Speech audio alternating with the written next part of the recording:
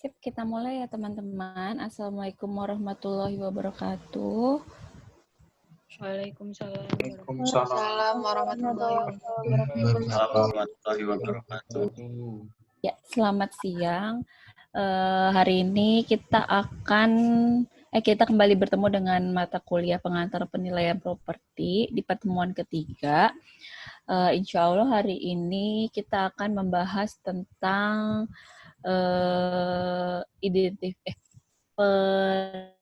sebentar. Saya cek dulu. Hari ini itu tentang identifikasi permasalahan. Kayak gitu ya. Jadi saya mau share. Tunggu sebentar.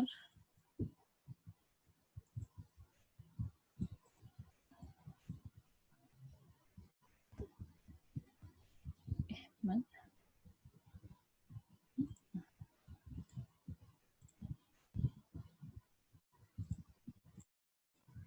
Masuk nggak?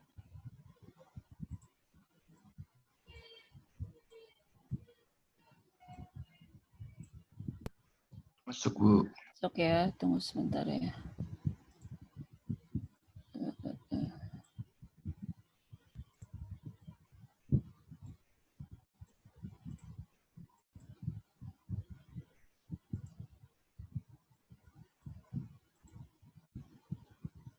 Sebentar, saya harus masukin dulu ke...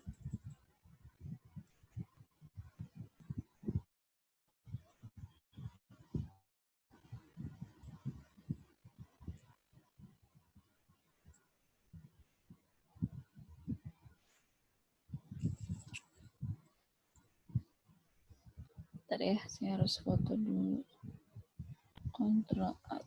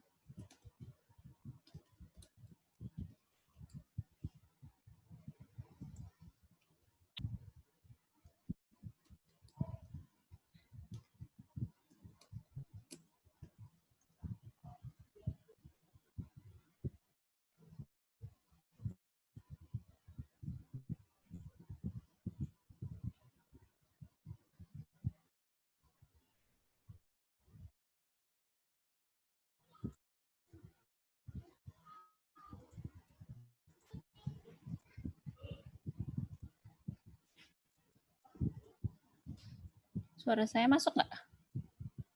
Masuk, Bu. Yang di-share masih kelihatan? Belum ada, Bu. Hilang ya? Sorry. Oke. Masuk? Oke, kita mulai ya. Hari ini berarti pertemuan 3 ya. Nah, sebelumnya saya mau jelasin dulu tentang outline kita pertemuan 3 sampai pertemuan 7 nih. Jadi ini adalah sesuai dengan RPS. Ini adalah pertemuan 1 sampai 7. Sekarang kita di titik identifikasi permasalahan. Jadi ya seperti saya udah jelasin bahwa kemarin kita belajar tentang tahapan penilaian di mana mulai dari identifikasi permasalahan sampai keluar nilai. Nah, untuk sampai sebelum UTS kita sampai di analisis pasar dan analisis HBU. Nah, tiap itemnya itu nanti akan kita bahas di setiap pertemuan. Seperti itu ya, teman-teman.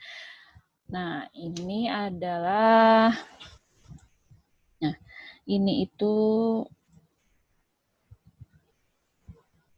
Oke, kelihatan ya? Besar. Kelihatan kan ya? Lihat, Bu. Oke, jadi yang sebelah kiri ini kemarin kita bahas itu, yang sebelah kiri ini berdasarkan appraisal of real estate, dan yang sebelah kanan itu berdasarkan SE 05. Jadi kita mau untuk sampai UTS, pembahasan kita sampai analisis data, yaitu menganalisis pasar dan analisis HBO ya teman-teman.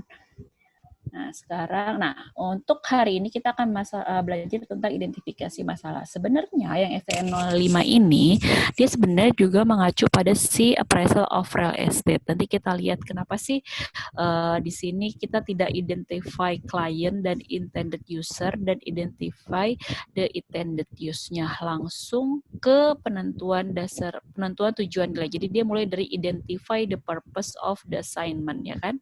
Nah, kenapa sih mulai dari sini? Kenapa sih 2 item yang awal itu nggak masuk di sini seperti itu? Kenapa yang 2 item ini itu nggak masuk di sini? Jadi mulainya langsung ke penentuan tujuan penilaian, dia langsung mulai ke sini. Gitu ya. Oke. Sip, sekarang kita lanjut.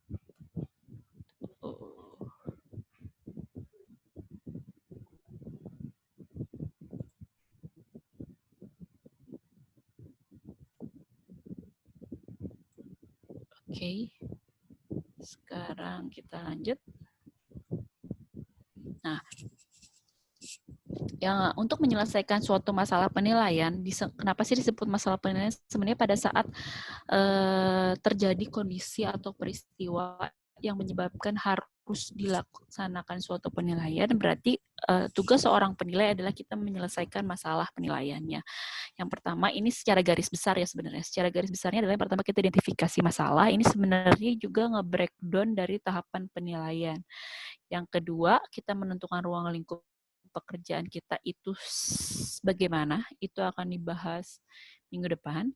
Dan yang terakhir adalah menyelesaikan masalah. Menyelesaikan masalahnya itu berarti mulai dari tahap pengumpulan data hingga keluar nilai dari objek penilaian kita, seperti itu.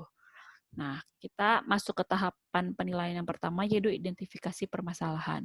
Identifikasi permasalahan itu, kalau misalnya teman-teman bayangin yang kolom paling kiri, itu pertama ada klien. Kita harus menentukan klien kita itu siapa sih, seperti itu. Klien adalah orang,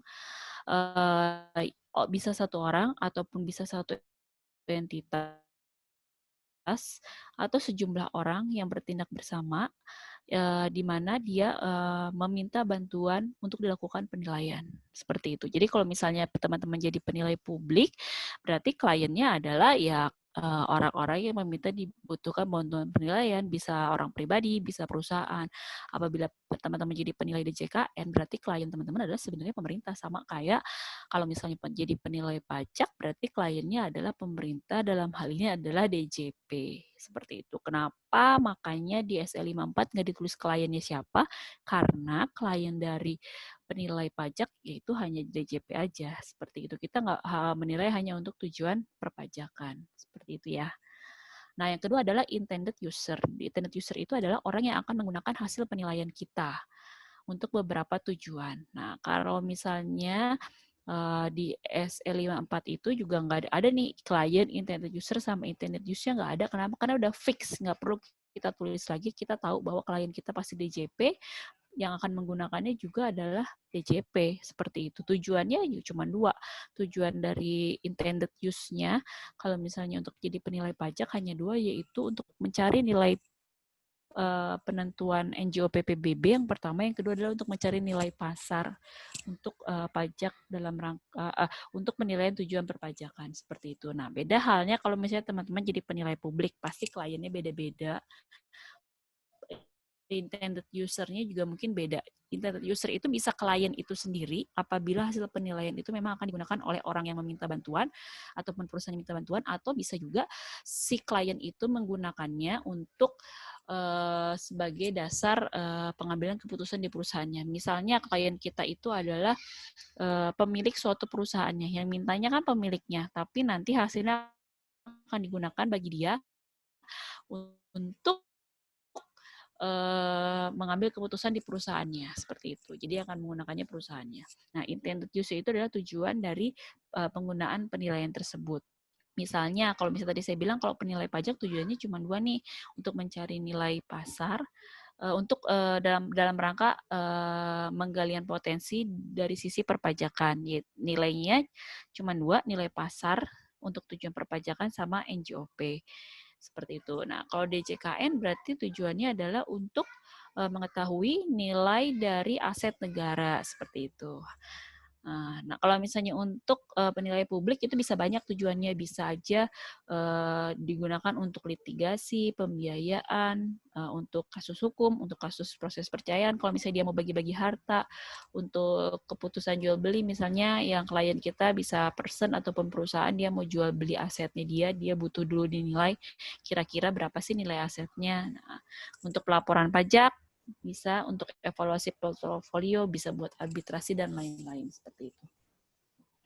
Mostly pertemuan hari ini sebenarnya hafalan sih, pengetahuan aja, nggak ada konsep, nggak ada apa ya, nggak ada yang hitungan itu nggak ada. Jadi teman-teman mungkin nanti ini pengetahuan buat teman-teman.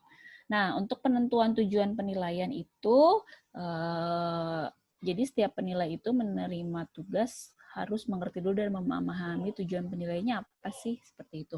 Kalau misalnya tadi saya bilang untuk menilai pajak, tujuan penilaiannya hanya untuk menentukan NJOP sebagai dasar pengenaan PBB, dan yang kedua adalah untuk menentukan besaran nilai pasar.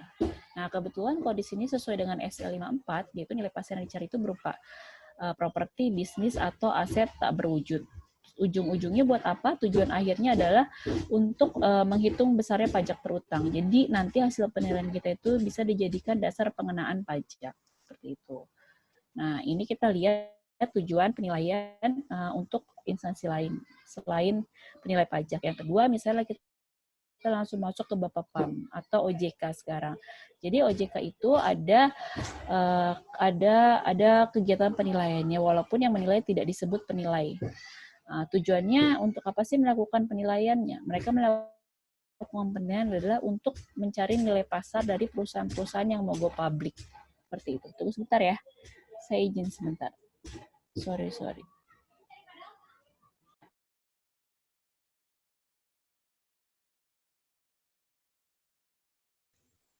Teman-teman on cam bentar dong.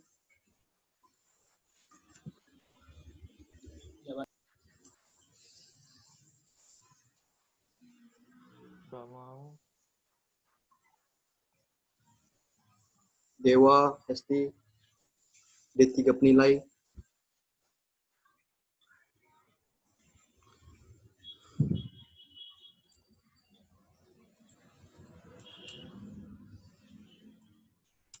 Dewa. Gimana Dewa? Wah.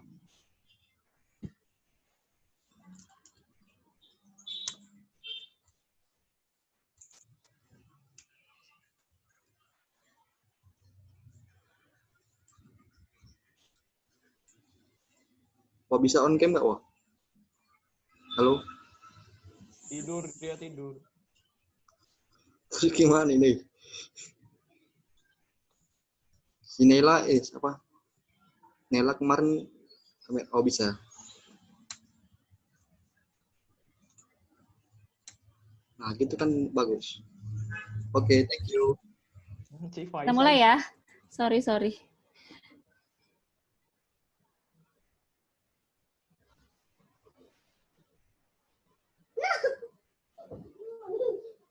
Kita lanjut lagi ke Oke, udah masuk? Sudah, Bu.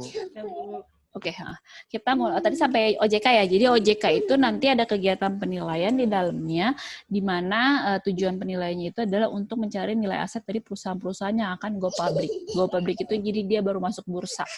Seperti itu. Maka dia mau ngapain sih? Dia nyari nilai intrinsik sahamnya berapa sih? Jadi dia kalau mau IPO itu kira-kira di harga berapa? Seperti itu. Nah, yang selanjutnya ada DJKN itu penilai pemerintah. Kalau teman-teman masih ingat di pertemuan pertama kita belajar tentang jenis-jenis penilai macam-macam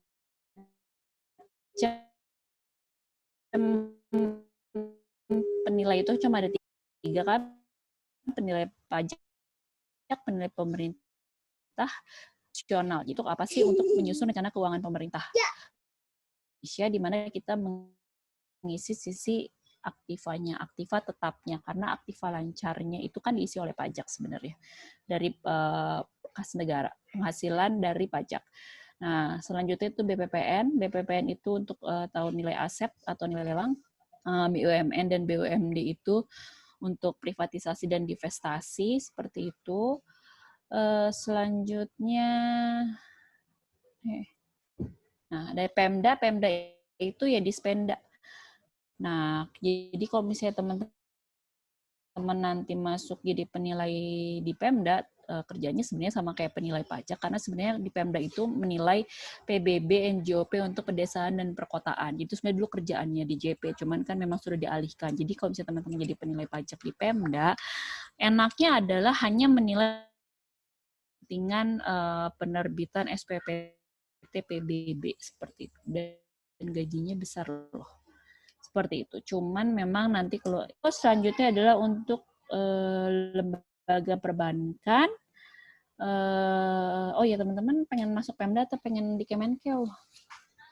Kemenkeu aja Bu, Kemenkeu lah ya. DJP, Bu. bajunya biru Bu, nggak coklat. Waduh, padahal gajinya gedean Pemda loh, honestly, for Gak apa-apa, sure. Bu. Lebih enak. Gak apa-apa. Oh iya, amin. Yang penting lulus dulu, Bu. Apa? Yang penting lulus dulu, Bu. Semoga masuk. Oh iya, betul. Insya Allah lulus. Nah, terus selanjutnya adalah lembaga perbankan. Lembaga perbankan itu juga ada kegiatan penilaian. Tujuan penilaiannya untuk apa sih? Untuk penentuan nilai pasar dan nilai likuidasi dari aset yang akan diberikan agunan. Nah, itu. Terus untuk perum pegadaian itu biasa untuk barang-barang yang akan dilelang. Kemarin saya udah cerita. Jadi kalau misalnya kita mau ke pegadaian, biasanya kita ngegadein kan barang yang bergerak ya, personal property. Misalnya kendaraan, tapi kita nggak bawa kendaraannya, bawa BPKB-nya, terus perhiasan, alat-alat elektronik seperti itu. Nah, dia itu akan dihargain kalau misalnya kita nggak bisa bayar misalnya, atau uang yang dipinjamkan ke kita itu sebesar biasanya 70% dari nilai pasarnya. Itu untuk nilai lelangnya dianggapnya. Terus BPN itu menilai misalnya sebenarnya BPN itu udah punya peta ZNT sendiri sih. Dia itu melakukan penilaian itu untuk pertama, kalau misalnya nih ada jalanan yang memang harus diganti rugi tanahnya oleh pemerintah dikarenakan ada pelebaran jalan atau seperti apa. Nah, itu nilai tanahnya biasanya kalau tidak sesuai NJOP atau sesuai dengan nilai yang di BPN, yang di BPN seperti itu. Dan selain itu juga dia punya nilai-nilai tanah setiap sertifikatnya, setiap bidang tanahnya untuk menentukan PNBP. Jadi kalau teman-teman nanti bikin sertifikat dari AJB atau teman-teman mau naikin hak dari HGB ke hak milik, nah itu juga kan ada PNBP-nya ditentuinnya. Dasar pengenaan PNBP-nya itu adalah si nilai yang telah dilakukan penilaian oleh BPN. Nah, kalau perusahaan swasta sebenarnya adalah dia kliennya kan ya, yang melakukan penilaiannya bisa kadang-kadang dianya sendiri jika di perusahaan itu memang ada divisi penilaiannya, atau dia minta bantuan penilai publik untuk melakukan penilaian. Tujuannya itu bisa untuk agunan ke bank, rencana investasi, divestasi, atau keperluan manajemen atau asuransi. Seperti itu. Nah, yang tadi itu adalah penentuan tujuan penilaian. Nah, terus teman-teman boleh sih buka buku yang appraisalnya itu. Jadi buat dasar ada kotak-kotak tahapan penilaiannya. Selanjutnya kan setelah kita nentuin klien, intended user, intended use-nya, terus menentukan tujuan penilaian, selanjutnya adalah kita menentukan nilai, kita mau cari nilai apa sih di penilaian ini. Nah, ini adalah kalau untuk DJP yang tadi saya bilang hanya 2, yaitu nilai untuk menentukan NJOP, PBB P3L, dan untuk menentukan nilai pasar. untuk NJO PPBB P3L itu nanti buat penetapan terbitnya SPPT PBB. Sedangkan untuk nilai pasar mostly itu berasal dari pasal 10 Undang-Undang KUP. Jadi teman-teman boleh nanti ngebuka Undang-Undang KUP-nya terutama di pasal 10. Sebenarnya banyak sih, ada PPN-nya juga, ada PPH juga, tapi mostly di sini Undang-Undang ini Undang-Undang PPH pasal 10 dari mulai pasal 10 ayat 1 itu tentang hubungan istimewa. Jadi kalau kita urut dulu ya, dari 10 ayat 5 ini, itu jika ada pengalihan harta ke perseroan atau persekutuan sebagai pengganti saham atau penyertaan modal. Jadi misalnya gini, kalau misalnya nih teman-teman mau ngasih 2 mobil Innova ke suatu perusahaan, nah tapi nggak dibayar uang, dibayarnya oleh saham, jadi dianggap penyertaan modal. Nah itu perlu dilakukan penilaian. Jadi si 2 mobil Innova itu harusnya dihargakan sesuai dengan harga pasar. Misalnya nih harga Innovanya itu dianggapnya 2 Innova dapat saham 10 lot. 10 lot itu kan berarti 1000 saham ya. 1000 saham dengan sahamnya itu 1 lembar sahamnya misalnya kalau 10.000 jadi 200 juta berapa? 20.000 ya? Ya sekitar segitu, 20.000. Jadi harga Innova itu satunya dianggap 200 juta. Nah, padahal nilai pasarnya itu adalah 200, misalnya dianggapnya 180 juta. Berarti sebenarnya dia punya keuntungan 20 juta. Nah, 20 jutanya itu harus kena pajak. Nah, kayak gitu. Kenapa sih dibutuhkan penilaian? Jadi karena sebenarnya kalau penyertaan modal berupa harta yang kita sertakan itu harus sesuai dengan nilai pasar sebanding dengan saham yang kita terima. Kayak gitu. Terus selanjutnya adalah pengalihan harta kepada pemegang saham atau sekutu atau anggota atau badan lainnya, ini 10. Ini sama aja kayak 10 ayat 3 di bawah. Jadi apabila ada aksi korporasi atau dia ada jual beli saham, nah itu harus pakai nilai pasar. Terus yang 10 ayat 1 itu hubungan istimewa. Semua hal yang ada hubungannya dengan hubungan istimewa bisa diindikasikan transfer pricing. Artinya pada saat transfer pricing, maka semua pengalihan antar orang yang mempunyai hubungan istimewa itu harus sesuai dengan nilai pasar. Karena banyaknya adalah di bawah nilai pasar. Seperti itu. Nah, ini penentuan dasar nilai menurut Appraisal Institute. Jadi ini bukan untuk, kalau yang tadi kan untuk penilai pajak, nah ini untuk penilai publik sih sebenarnya. Jadi semuanya bisa macam-macam nilai. Yang pertama itu market value itu yang nilai pasar. Nilai pasar itu yang kita udah pernah bahas, jadi ada 4 syarat yang dulu pernah kita bahas, untuk kalau misalnya kapan bisa dibilang nilai pasar. Masih ingat lah ya, kan udah belajar tadinya buat kuis tapi nggak jadi ya. Nah, jadi masih ingat 4 item itu. Terus yang kedua adalah fair value. Sebenarnya fair value itu ada di PSAK 68, itu adalah nilai wajar. Kalau di penilaian sebenarnya itu nggak ada nilai wajar. Jadi kalau di penilaian untuk pajak tuh nggak ada nilai wajar, ada nilai pasar. Tapi nilai wajar itu bisa terjadi apabila yang kemarin saya sempat cerita, saya lupa di kelas ini apa di kelas 1 lagi. Jadi sebenarnya kalau misalnya properti itu ada yang namanya pasarnya itu bersifat monopoli lokasi. Bersifat monopoli lokasi. Jadinya gini, kalau misalnya kita lihat di Jakarta Utara aja, apartemen itu kan dibangun, mungkin bahkan semuanya anggaplah dibangun semua oleh Agung Podomoro Group.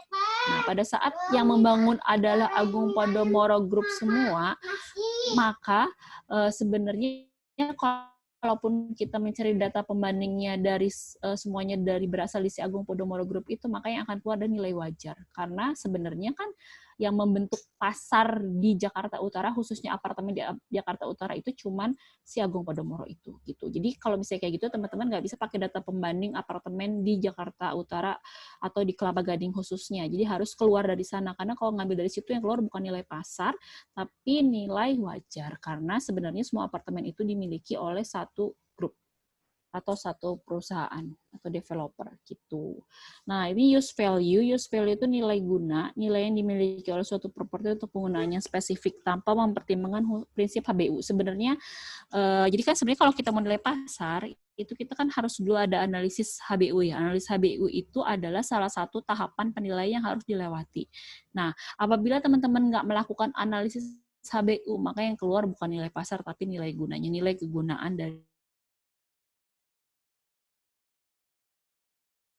value itu adalah nilai properti bagi seorang investor apabila kira-kira ada suatu proyek menguntungkan atau tidak. Nah, itu yang keluar dari nilai investasi. Ini sebenarnya lebih banyak kalau teman-teman belajar PIRE. Nah, yang keluar adalah nilai investasi. Terus yang value of going concern itu nilai pasar dari properti yang going concern. Properti going concern, tahu going concern? Going concern itu adalah apabila suatu properti dianggap bisa menghasilkan pendapatan tak terhingga. Jadi pastinya ini adalah properti komersial, terus dia dianggap sampai kapanpun dia menghasilkan uang propertinya. Misalnya disewakan, sampai kapanpun disewakan, berarti kalau misalnya hotel itu sampai kapanpun dia jadi hotel, terus dia bisa ngasilin uang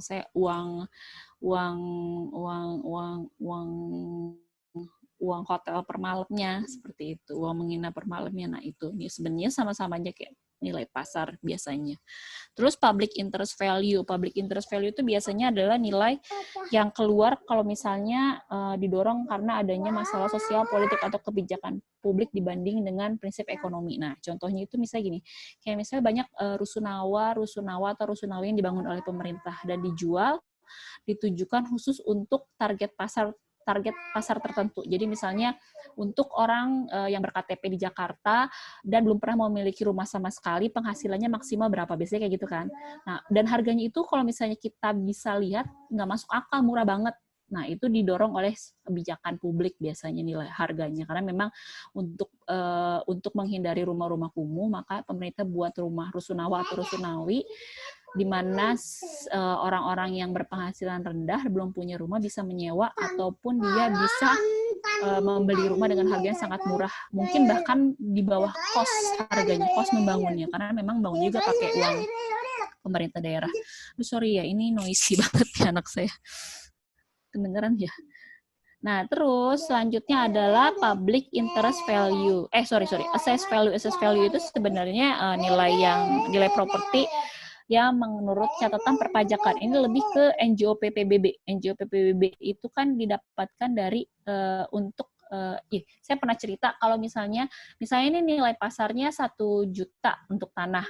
Tapi untuk NJOP PBB, untuk NJOP PBB-nya itu maksimal at least 80% dari nilai pasar. Itu ada kebijakan dulu kalau masih di JP. Saya nggak tahu kalau misalnya sekarang udah di Pemda ada kebijakan seperti itu nggak. Jadi kalau misalnya kita dapat data nilai pasarnya 1 meternya 1 juta, tapi NJOP-nya masih 800.000 per meter, itu masih dianggap dia assess value. Jadi masih ada rentangnya.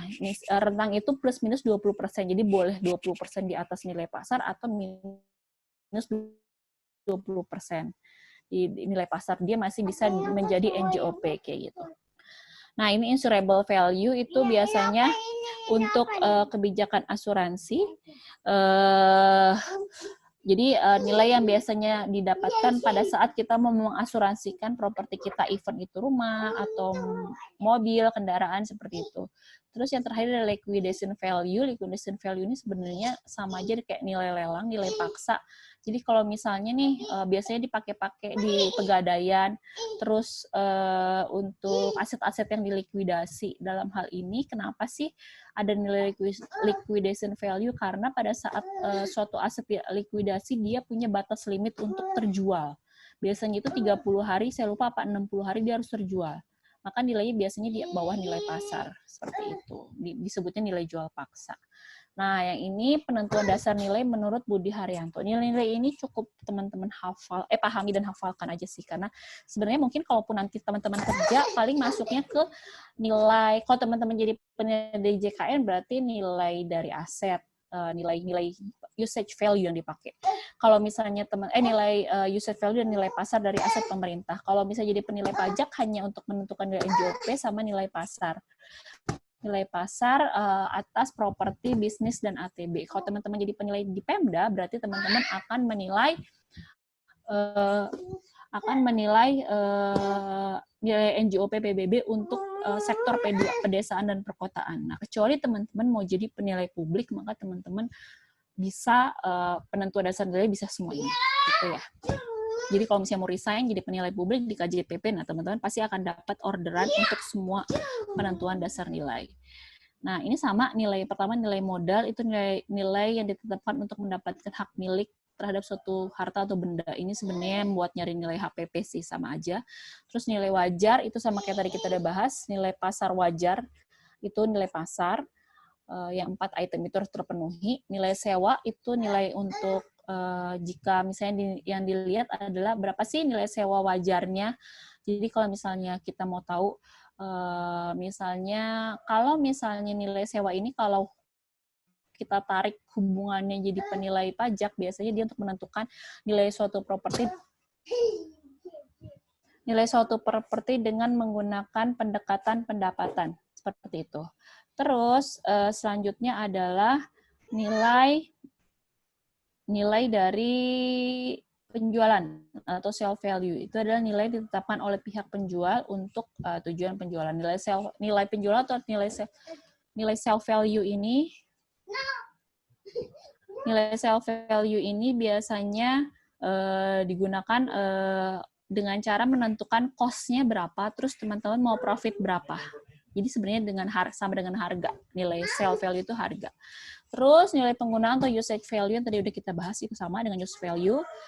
Nilai pertukaran atau exchange value itu adalah ini sebenarnya sama dengan bisa kita kalau teman-teman mau lihat di Undang-Undang PPH pasal 10 ayat 4 itu tentang tukar menukar. Jadi misalnya Seno mau nuker barang sama Abdillah. Seno nuker mobil, tukar-tukaran mobil. Seno Innova tahun 2015 ditukar sama R3 tahun 2018. Seperti itu. Nah, kan nggak ada uang yang keluar kan sebenarnya. Tapi ya udah dua-duanya suka aja. Seno pengen R3, Abdillah pengen Innova. Tapi tahunnya beda, Innova 2015 sama R3 2018. Nah, kalau di pajak sebenarnya hal tersebut itu terhutang, di mana ada orang yang mendapatkan kenikmatan atau mendapatkan penghasilan walaupun dia sebenarnya penghasilannya tidak nyata, dia akan terhutang pajak. Jadi misalnya yang harus teman-teman lakukan adalah cari nilai pasar Innova 2015, misalnya harganya 200 juta. Terus teman-teman cari harga Innova, nilai pasar Innova tahun 2018 misalnya 180 juta. Berarti sebenarnya Seno kan ngasih Innova ya, Abdillah ngasih R3. Nah, sebenarnya yang dapat keuntungan adalah Abdillah, karena dia dapat Innova seharga 200 juta. Tapi sebenarnya di antara dua pihak itu sepakat untuk tidak membayar selisihnya, karena ya udah sama-sama suka gitu. Ada nilai sentimentalnya, itu menurut mereka berdua sama aja. Nih kita juga sambil bahas nilai sentimental ya. Menurut Seno R3 2018 sama Innova 2020 tuh nilainya sama. Berarti kan karena kenapa sih sama ya? Karena memang ada si Seno itu suka sama R3.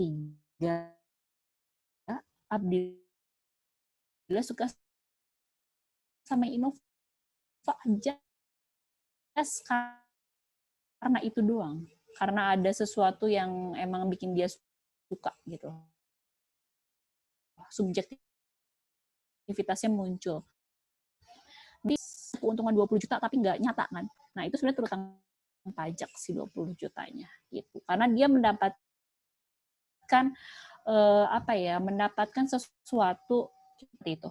Terus nilai salvage itu nilai sisa. Nilai salvage itu adalah nilai jika misalnya nih teman-teman punya mobil Innova mobil Kijang Kodok, udah zaman dulu banget, ada yang tahu nggak Kijang Kodok? Dia bentuknya kotak. Nah, itu udah tua banget. Terus teman-teman kalau bisa dijual harganya murah, teman-teman pretelin.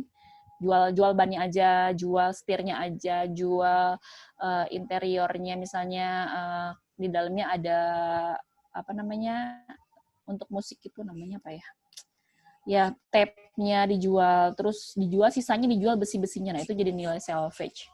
Seperti itu. Nah, kalau nilai sisa yang pernah saya jelasin adalah apabila ada rumah itu mungkin dibangun tahun 50, berarti kan sekarang udah 70 tahun, tapi rumah itu masih ada kan, banyak kan rumah yang dibangun tahun 70 kalau terutama di masih daerah pedesaan ya.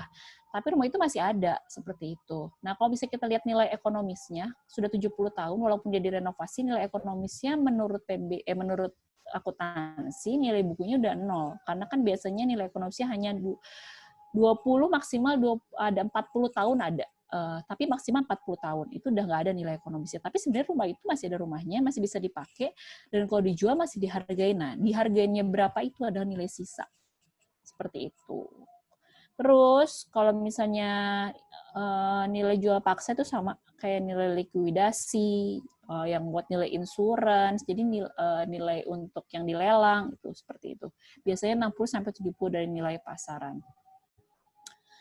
Sampai jenis-jenis nilai ada yang mau ditanya dulu sebelum kita masuk ke tahapan berikutnya dari identifikasi permasalahan, yaitu identifikasi objek penilaian. Ada yang mau ditanya?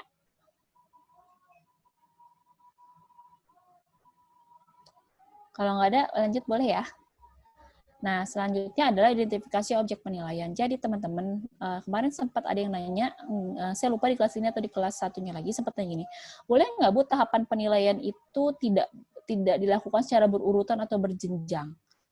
Saya bilang nggak boleh, kenapa? Nggak mungkin identifikasi objek penilaian baru kita lakukan setelah kita ngumpulin data pembanding misalnya. Data pembanding itu kan ada di tahapan pengumpulan data, berarti sesudah identifikasi permasalahan. Kenapa? Kita nggak akan pernah tahu kita butuh data pembanding yang seperti apa sebelum kita identifikasi objek penilaian kita itu seperti apa sih. Misalnya, objek penilaian kita itu rumah residensial, bukan untuk komersial, rumah dengan tipe sederhana di Sarmili. Anggaplah seperti itu aja yang teman-teman tahu. Oke. Nah, berarti data pembanding yang harus teman-teman cari adalah rumah juga sederhana dengan luasan yang tidak jauh berbeda, di Sarmili juga kalau ada. Kalau nggak ada, teman-teman cari di Kalimongso. Kalau nggak ada juga, teman-teman cari di wilayah yang masih satu kelurahan, tapi wilayahnya, karakteristik lingkungannya itu sejenis atau sebanding dengan Kalimongso atau Sarmili. Gitu. Nggak bisa teman-teman cari data pembanding di Pisok. Ya bisa sih sebenarnya, tapi penyesuaiannya akan besar. Semakin besar penyesuaian berarti biasnya semakin besar gitu kan. Nah kayak gitu, jadi nggak bisa harus berjenjang. Nah apa sih yang harus kita tahu dari objek penilaian kita itu? Yang pertama adalah kita harus tahu dulu haknya itu apa sih? Tanahnya itu punya hak apa? Atau rumahnya itu punya legalnya apa? Seperti itu. Jadi tanahnya itu SHMK, HGUK, HPLK, IMB-nya punya enggak gitu, seperti itu. Kalau IMB-nya punya berarti usahakan cari dulu data pembanding yang juga punya IMB. Kalau nggak punya IMB ya nggak apa-apa, nanti kita sesuaikan. Seperti itu. Jadi kalaupun misalnya, ya bukan berarti harus sama persis, tapi at least kalau ada yang bisa sama-sama. Kalau nggak ada ya nggak apa-apa yang berbeda. Kalau untuk hak, nanti kita sesuaikan penyesuaian hak atas tanahnya. Seperti itu ya. Terus yang kedua adalah lokasinya. Kita perlu tahu yang tadi saya bilang lokasinya di mana. Oh di Sarmili, berarti kita harus cari data pembanding yang lokasinya di Sarmili juga. Kalau nggak ada ya pindah Kalimongso. Kalau nggak ada ya pindah di kelurahan yang sama, yang karakteristik fisiknya, karakteristik ekonominya, karakteristik legalnya itu juga sebanding dan sejenis. Seperti itu. Terus karakteristik fisiknya kita harus tahu objek yang kita nilai itu luasnya berapa sih? Bentuk tanahnya seperti apa sih? Apakah persegi panjang, apakah tidak beraturan? Terus layout rumahnya seperti apa sih? Kamarnya ada berapa? Kamar mandi ada berapa? Terus pembentuk konstruksinya apa aja? Itu lebih ke bangunannya. Pondasinya apa? Dindingnya materialnya apa? Nah, seperti itu. Oke. Terus karakteristik ekonomi. Nah, kalau tingkat sewa, tingkat hunian itu lebih ke kalau kita karakteristik ekonomi itu kita harus cari jika kita mau pakai pendekatan pendapatan. Kita perlu tahu tingkat sewanya berapa kalau mau cari nilai sewa, atau kita cari tingkat huniannya kalau kita mau nilai kos-kosan atau hotel atau apartemen yang disewakan, seperti itu. Terus jangka waktu pembiayaan itu kalau misalnya kita sebenarnya mau nilai-nilai investasi sih ini. Kita mau tahu kalau misalnya kayak PIRE, jika misalnya kita jangka waktu pembiayaan atau investasinya berapa tahun, kira-kira payback period-nya berapa tahun, discounted payback period-nya berapa tahun, atau NPV-nya akan positif atau enggak. Nah, karakteristik legal, nah peruntukannya. peruntukan atau zoning. Nah, ini sebenarnya lebih nanti hubungannya ke analisis highest and best use. Jadi peruntukan tanah kita perlu tahu nih, kalau misalnya di Sarmili, objek kan tadi ke Sarmili, berarti dia peruntukannya untuk residensial. Residensial, kalau misalnya ternyata rumah kos, berarti residensial komersial. Maka sebenarnya harusnya carinya pertama, cari juga data pembanding yang juga rumah kos, kayak gitu. Di wilayah yang paling dekat kalau bisa, kalau enggak ya yang karakteristik wilayahnya sama atau persis. Gitu, sebanyak-banyak mungkin, sevalid mungkin, datangi objek penilaiannya. Terus teman-teman identifikasi objek penilaian yang akan dinilai itu seperti apa. Nah, lanjut adalah tanggal penilaian. Tanggal penilaian itu adalah tanggal pada saat nilai hasil penilaian itu, perhitungan manfaat ekonomi dinyatakan. Jadi, misalnya teman-teman dapat nih nilai objek penilaian rumah kos di Sarmili itu sebesar 450 juta. Pada tanggal penilaiannya 1 Oktober 2020, maka nilai itu hanya berlaku di 1 Oktober 2020. Tanggal penilaian berbeda dengan tanggal laporan penilaian. Tanggal laporan penilaian adalah tanggal ditandatanganinya laporan penilaian oleh tim penilai. Seperti itu ya. Jadi jangan lupa nilai. Tanggal penilaian berbeda dengan tanggal laporan penilaian. Nah, ini adalah tanggal penilaian. Tanggal penilaian itu untuk menentukan NJOP dalam hal pengenaan PBB penilaian, PBB 3 tanggal penilaian adalah 1 Januari setiap tahunnya. Itu khusus untuk PBB ya. Jadi kalau misalnya untuk PBB teman-teman udah pasti tahu tuh tanggal penilaiannya pasti 1 Januari. Tapi untuk selain PBB P3L, tanggal penilaian adalah tanggal terjadinya transaksi atau peristiwa itu terjadi. Misalnya tanggal penilaian untuk nilai pasar atas objek pajak pengalihan tanah dan bangunan untuk terhutangnya PPh 4 ayat 2. Jadi kalau misalnya teman-teman jual beli rumah, itu kan terhutang tuh 4 ayat 2-nya. Nah, tanggal penilaiannya kapan sih? Yaitu tanggal ditandatanganinya akte jual beli atau surat apapun di saat objek tersebut beralih. Nah, itu adalah tanggal penilaiannya. Biasanya sih, kalau misalnya beralih itu ditandai dengan akte jual beli. Seperti itu. Sebelum ada sertifikat kan pakai akte jual belinya dulu. Gitu. Terus yang terakhir itu dalam identifikasi permasalahan ada asumsi dan kondisi pembatas. Asumsi itu adalah sesuatu yang dianggap akan terjadi berdasarkan fakta, syarat, atau keadaan yang dapat mempengaruhi objek penilaian atau pendekatan penilaian. Jadi misalnya, hampir semua tugas penilaian tunduk pada beberapa kondisi yang mempengaruhi lingkup pekerjaan dan harus dikomunikasikan dengan klien. Nah, karena pada saat kita melakukan penilaian biasanya banyak data-data yang terbatas, kondisi-kondisi yang terbatas, maka diperlukan kadang-kadang asumsi. Misalnya nih, kalau misalnya yang banyak sering dipakai adalah karena misalnya asumsinya nih, kalau misalnya apabila mencari data pembanding itu sebenarnya syarat dari nilai pasar itu kan yang dipasarkan untuk jangka waktu yang tidak lama kan, yang saya bilang paling 6 bulan sampai 1 tahun. Nah, apabila di atas 1 tahun, biasanya itu dianggapnya udah nggak jadi harga pasar wajar. Kenapa? Karena yaitu penjualnya akhirnya tidak berniat menjual banget karena ya udahlah daripada udah 1 tahun nih dijual nggak laku-laku, akhirnya ada orang yang mau nawar murah dibolehin seperti itu. Nah, tapi di sini biasanya kalau di pajak kita masih boleh ngambil data 2 tahun sebelum tanggal penilaian.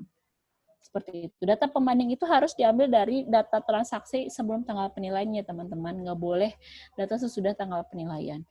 Nah, dia 2 tahun. Nah, di situ harus ditulis asumsinya. Asumsinya data pembanding diambil dari jangka waktu 2 tahun sebelum tanggal penilaian. Seperti itu. Itu asumsi-asumsi atau kondisi-kondisi pembatas yang harus teman-teman state.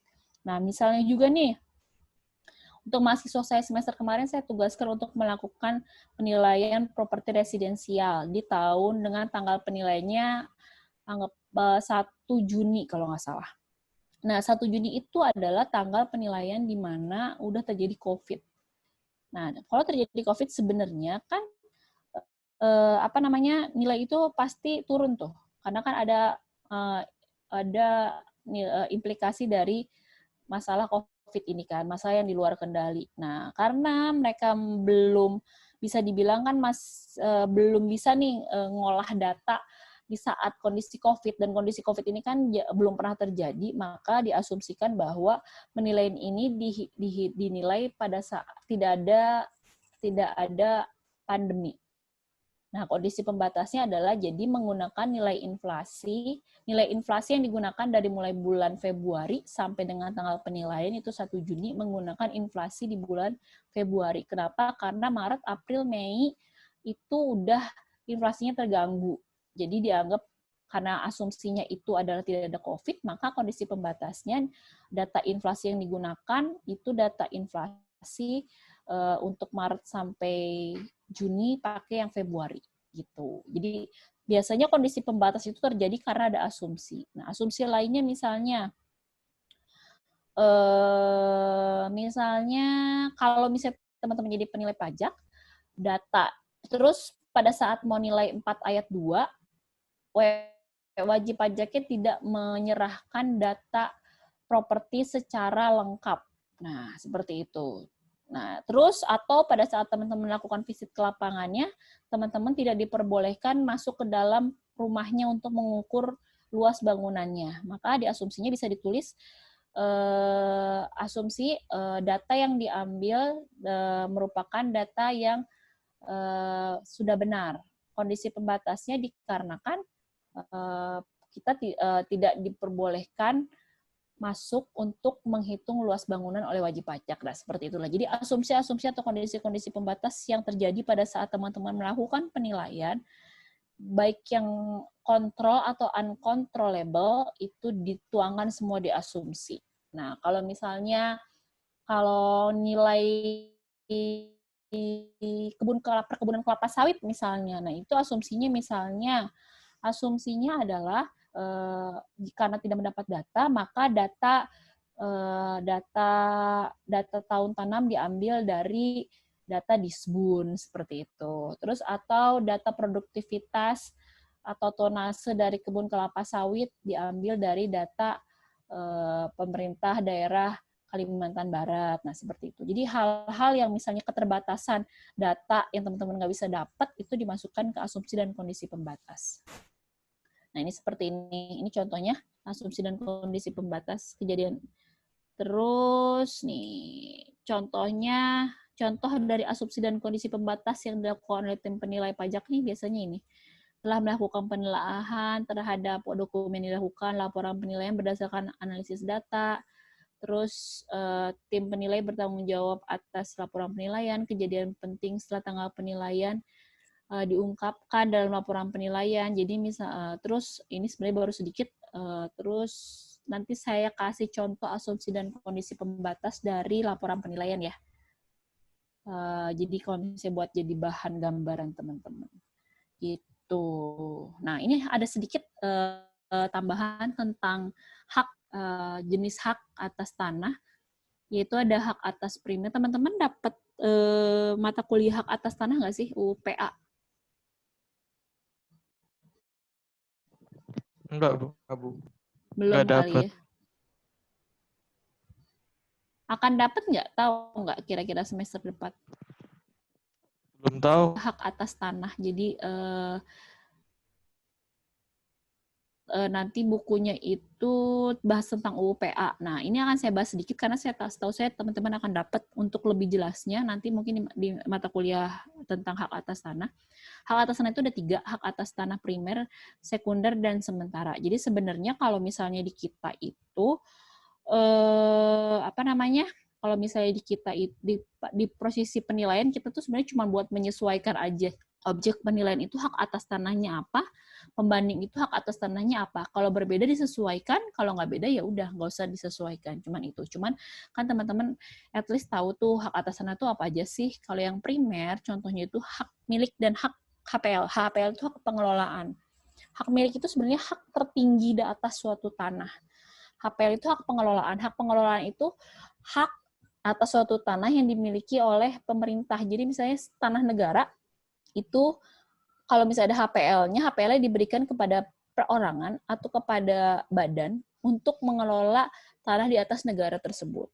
Ciri atau sifatnya adalah tidak dibatasi jangka waktu. Jadi pada saat teman-teman punya hak milik, berarti ya untuk selamanya itu menjadi hak milik teman-teman, kecuali teman-teman menjualnya dalam proses jual beli kepada orang lain.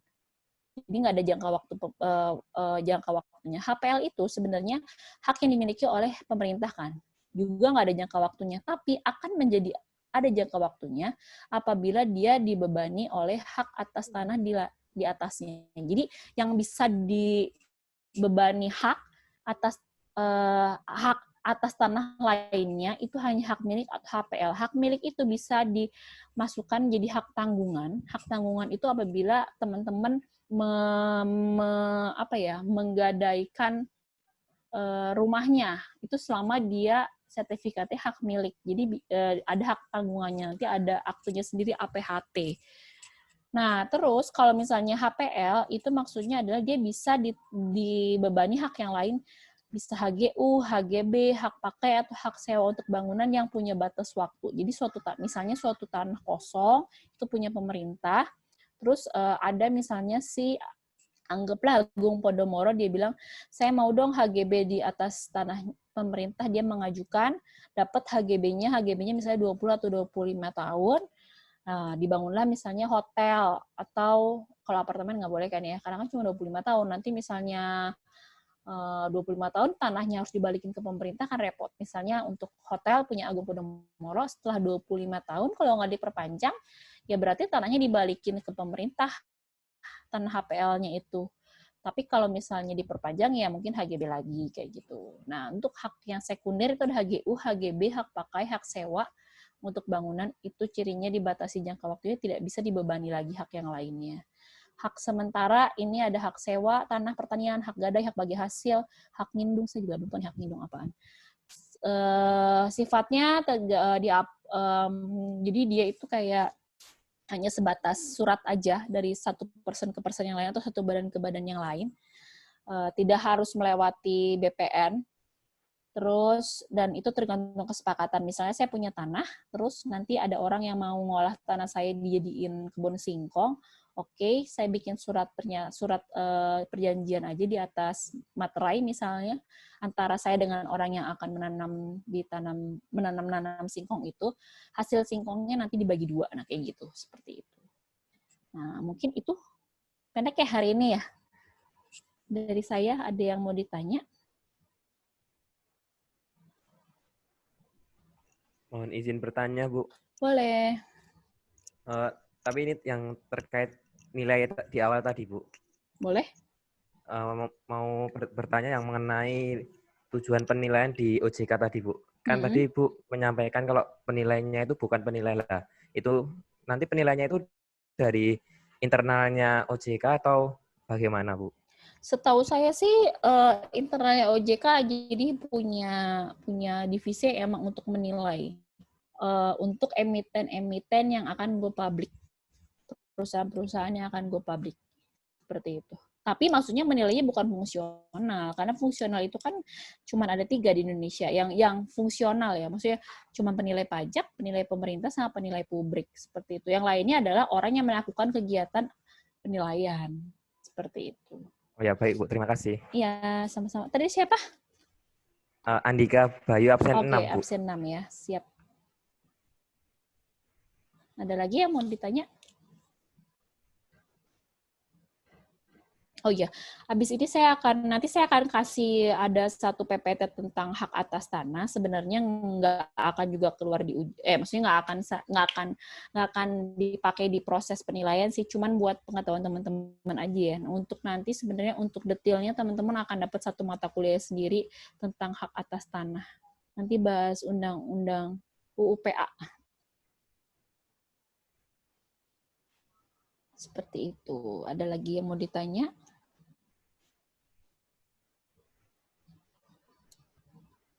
Hari ini teori ya. Sebenarnya akan terus teori sampai HBU, highest and best use.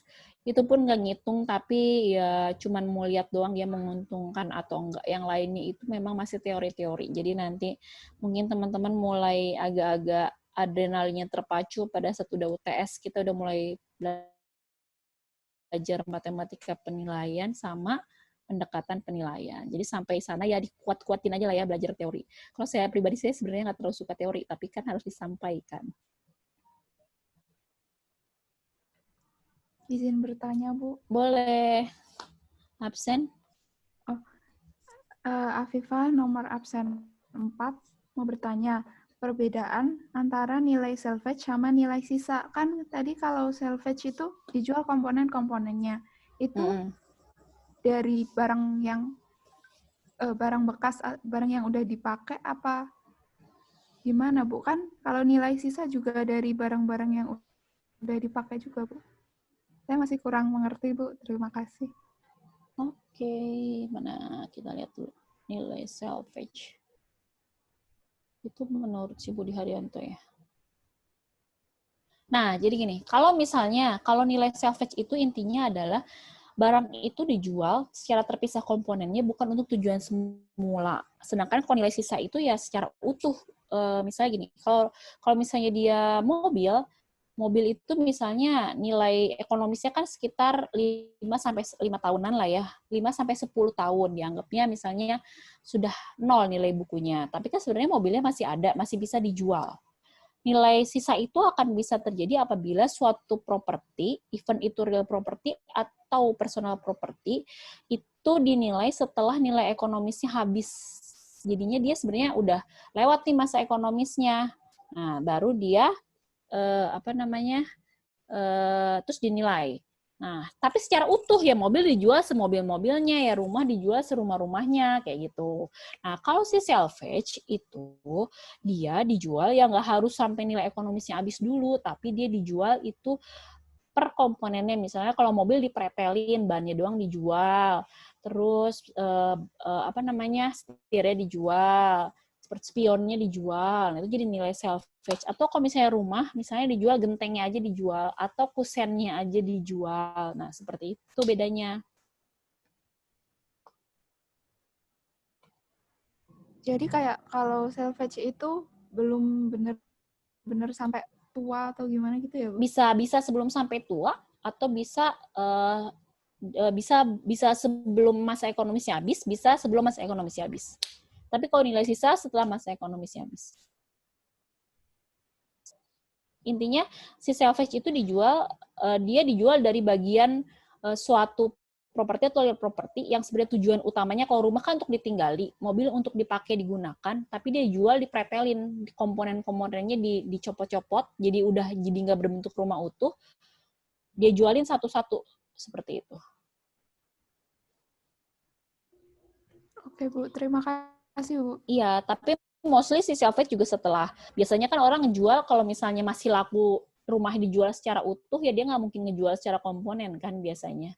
Jadi biasanya, walaupun sebenarnya dia bisa dijual sebelum nilai ekonomisnya habis, tapi kebanyakan orang akan menjual setelah masa ekonomisnya habis. Jadi misalnya rumah udah tua banget, tapi itu gentengnya masih bisa dijualin, kusennya karena dari kayu jati masih bisa dijualin, dindingnya udah hancur, nggak bisa, kayak gitu-gitulah. Itu yang salvage value, kayak gitu. Terima kasih, Bu. Iya. Izin bertanya, Bu. Boleh.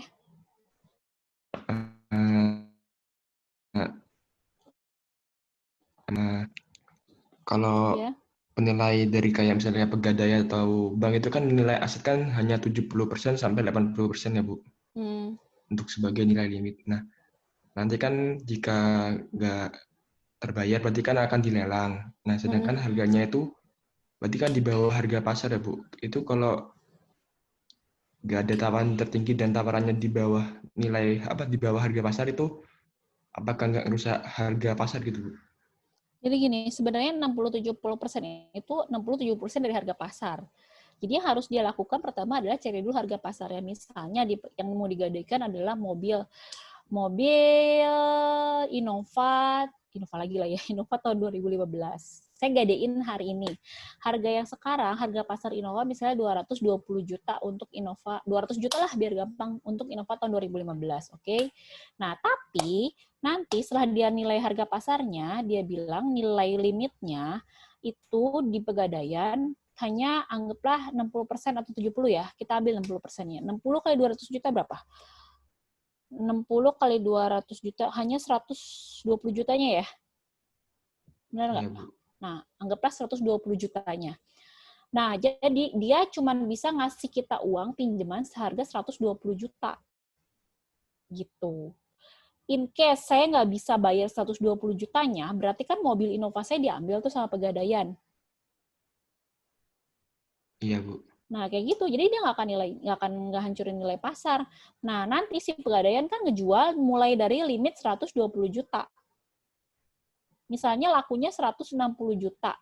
Itu kan harga lelang loh, bukan nilai pasar. Jadi kalau misalnya teman-teman nanti pakai harga 160 juta itu sebagai data pembanding, itu 160 juta bukan harga jual beli, tapi harga dari risalah lelang. Kayak gitu. Kenapa Berarti- sih dia lebih murah? Iya, karena pada saat melakukan lelang dia tuh punya biaya. Mungkin biayanya akhirnya jatuh-jatuhnya mungkin biayanya 20 juta. Jadi ujung-ujungnya sebenarnya mungkin nilai pasarnya 180 juta plus biayanya. Kayak gitu. Oh iya, Bu. Berarti nilai lelang itu nggak bisa, harga lelang itu nggak bisa dimasukkan ke survei buat data penilaian ya, Bu? Boleh, tapi nanti plus. Nanti kan ada penyesuaian jenis data. Biasanya plus 30%, karena harga lelang biasanya 60-70% dari nilai pasar. Gitu.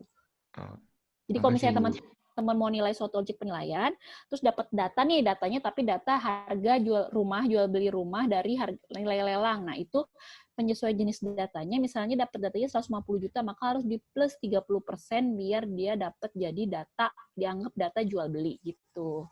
Itu ya. Siap, makasih, Bu. Oke, ada lagi?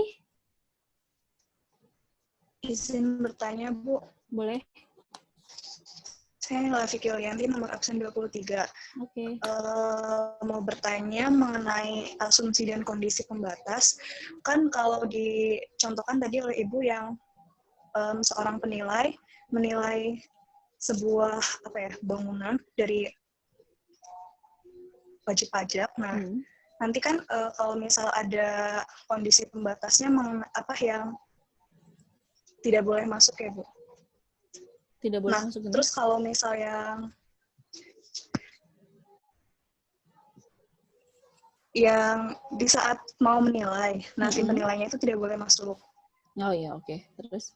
Nah, terus yang perkebunan kelapa sawit, kan tadi kan kalau misal dari tim penilai itu nggak bisa menilai, tim penilai bisa ngambil.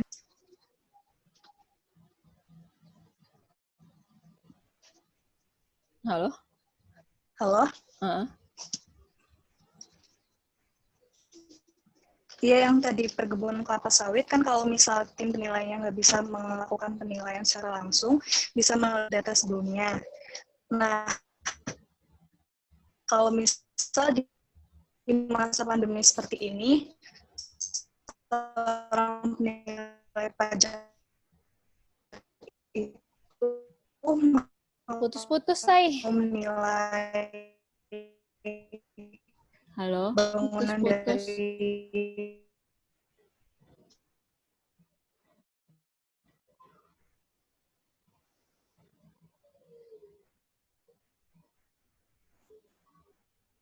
Halo. Halo.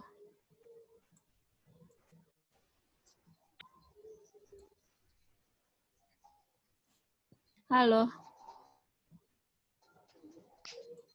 Ini saya yang putus-putus atau nilai yang putus-putus? Saya deh, Bu, kayaknya. Jadi pertanyaan terakhirnya apa? Sorry. Sampai yang kebon sih. Tapi pertanyaan terakhirnya apa? Iya kan kalau misal sebuah perkebunan kelapa sawit, seorang penilai itu nggak bisa langsung ke tempatnya, kan bisa ngambil data yang sebelumnya. Oke. Nah, kalau misal penilai pajak tuh mau menilai rumah dari wajib pajak, tapi terhalang oleh pandemi. Nah, penilai ini bisa menentukan asumsi dan kondisi pembatasnya itu bagaimana, Bu?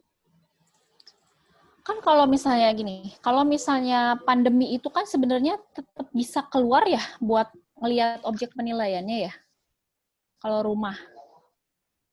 Kalau misalnya kalau misalnya kalau misalnya nggak bisa banget, berarti ya data yang diambil itu karena gini, kalau misalnya rumah, kita itu kan nggak punya data SPPT PBB lagi ya.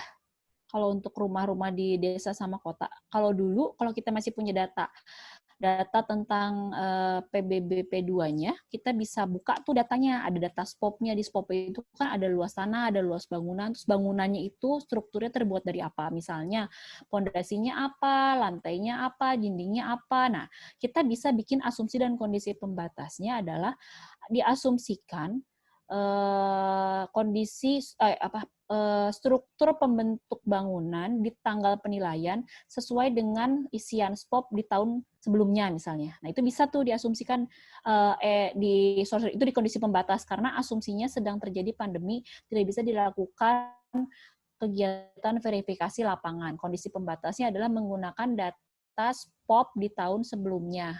Dengan berarti diasumsikannya karena ada pandemi menggunakan data sebelumnya seperti itu. Nah, tapi kalau kita nggak punya untuk bangunan, tanah dan bangunan, kita nggak punya data itu, mau nggak mau kita harus ke lapangan. Atau kalau teman-teman punya cara yang lain, misalnya melihat fotonya, terus bisa di-capture kira-kira fondasinya apa sih, kira-kira dindingnya apa sih, nah itu juga nggak apa-apa. Nah, tapi kalau misalnya kebun anggaplah nggak ada pandemi deh, tapi kita datang ke lapangan tapi tidak diperbolehkan wajib pajak untuk melakukan verifikasi lapangan seperti itu. Wajib pajak menolak untuk dilakukan verifikasi lapangan, maka asumsi dan kondisi pembatasnya adalah dikarenakan wajib pajak tidak memberikan izin untuk verifikasi lapangan, menolak untuk melakukan verifikasi lapangan, tapi harus ada BAPK-nya ya, berita acara penolakan dari wajib pajaknya, maka menggunakan data SPOP atas isian tahun tanam, luas bangunan untuk emplasemen dan luas tanah untuk perkebunan di SPOP tahun sebelumnya kayak gitu-gitu.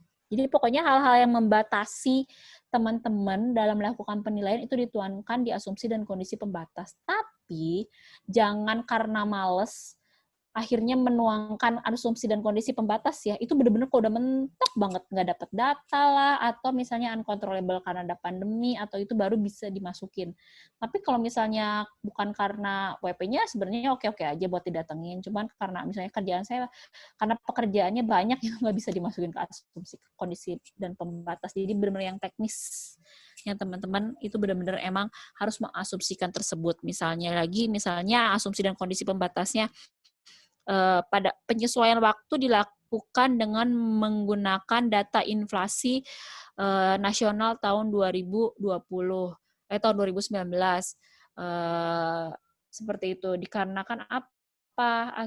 Karena misalnya tidak mendapatkan data inflasi di Kotamadya, Tangerang Selatan. Harusnya kan kalau misalnya teman-teman misalnya objek penilaian itu di sekitar kampus, berarti kan harusnya pakai data inflasinya inflasi untuk Tangerang Selatan. Tapi kalau misalnya nggak dapat ya pakai inflasi nasional nggak apa-apa, tapi dituangkanlah di asumsi dan kondisi pembatas seperti itu sih. Gitu. Terus kalau misalnya kalau satu lagi kalau misalnya buat di kebun kita kan perlu data TBS ya. Dan buah segar harga TBS. Nah, tapi kalau misalnya kita nggak dapat dari WP datanya, maka kita bisa di asumsi dan kondisi pembatasnya ditulisin karena tidak mendapatkan data harga TBS dari wajib pajak, maka menggunakan harga TBS rata-rata yang dikeluarkan oleh Disbun provinsi mana, kayak gitu. Seperti itu. Gitu ya, teman-teman. Oke, ada lagi? Izin bertanya, Bu. Boleh. Terkait tugas yang resu. Nama. Oh, nama Gilang Nadar Pamungkas absen 18. Oke. Tugas resum kemarin kan suruh ngeresum bab 5 ya, Bu ya, yang buku Appraisal of Real Estate. Nah, di situ ada terkait juga asumsi-asumsi. Ada banyak asumsi umum, asumsi luar biasa, kondisi, hipotesis, hukum dan peraturan, pengecualian yurisdiksi. Tapi yang asumsi umum dan hukum itu asumsi umum serta hukum dan peraturan yang berlaku pada umumnya mudah, tapi nggak dijelasin gambarannya begitu, Bu. Mungkin saya pengen tanya gambarannya asumsi umum sama hukum dan peraturan yang berlaku, Bu. Itu bagaimana? Asumsi umum dan hukum dan peraturan yang berlaku. Jadi misalnya kalau misalnya di laporan penilaian itu memang nih ada asumsi umum, kalau misalnya di kita sih adanya asumsi umum sama asumsi khusus. Yang umum itu ya itulah yang kayak tadi saya sempat liatin. Mana ya? Penilai telah melakukan ini kayaknya asumsi umum nih. Jadi yang tentang keadaan timnya, tentang keadaan datanya, seperti itu. Kalau khusus tuh udah yang kayak data inflasi yang digunakan tahun ini, data TBS yang digunakan menggunakan data Disbun.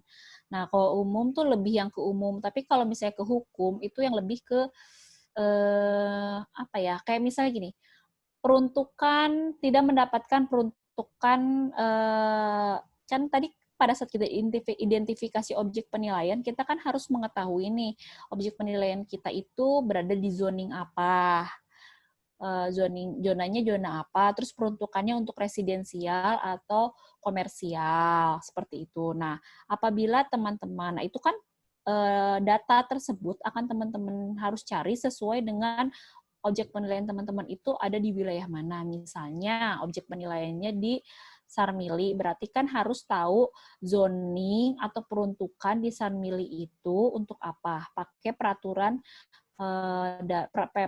dari Kota Madia Tangerang Selatan, misalnya kayak gitu kan. Nah, tapi ternyata kalau Tangerang Selatan pasti ada lah ya peraturannya. Maksudnya bisa dicari banyak di online. Tapi kalau misalnya untuk daerah-daerah terpencil, itu biasanya mungkin zoningnya teman-teman nggak dapet. Nah, seperti itu. Nah, itu bisa teman-teman capture. Jadi misalnya tidak mendapatkan data tentang zoning untuk objek penilaian, sehingga untuk objek dianggap zoningnya untuk residensial, maka objek pembandingnya pakai residensial. Itu salah satunya. Yang kedua, misalnya ada perubahan ini, misalnya gini, objek penilaiannya adalah memiliki sertifikat tanah, oke? Terus objek pembandingnya jangan sertifikat tanah deh. Yang gampang kalau di Papua biasanya itu belum punya sertifikat untuk daerah-daerah pelosok. Nah, itu berarti nanti asumsinya bahwa dia tidak memiliki sertifikat ataupun dianggap sudah punya mungkin surat tanah dari kelurahan atau kecamatan setempat, seperti itu. Jadi diasumsikan hal-hal yang emang teman-teman nggak bisa dapat datanya terkait dengan hukum kebijakan atas objek penilaian itu bisa dituangkan di asumsinya, seperti itu. Kalau yang luar biasa itu kayak pandemi. Kan susah tuh nyari data pembanding. Berarti kan data pembanding harus cari data pembanding yang juga di tanggal pandemi. Atau di tahun-tahun sebelumnya jika terjadi pandemi. Padahal kan belum pernah terjadi pandemi COVID. Atau misalnya kita mau pakai data pandemi waktu flu burung, beda kondisinya. Nggak sejatuh sekarang. Flu burung itu tidak berdampak ekonomi, berdampak sosial. Ya kan?